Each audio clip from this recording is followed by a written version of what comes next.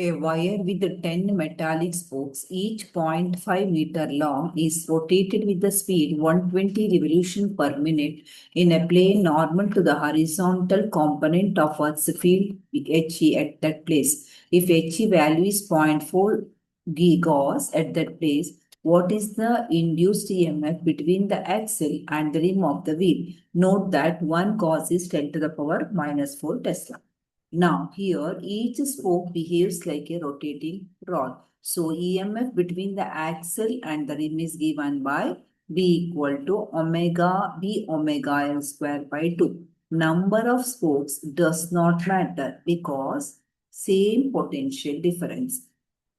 Therefore, all the given values is to be noted. First step, we'll calculate angular velocity. Omega equal to 2 pi into F. Frequency is given here. 120 revolution per minute convert into seconds. So we are getting 2. So answer is 4 pi. EMF equal to B omega L square by 2. B value is 4 into 10 to the power minus 5. 0.4 Gauss multiplied with 10 to the power minus 4. That is 4 into 10 to the power minus 5.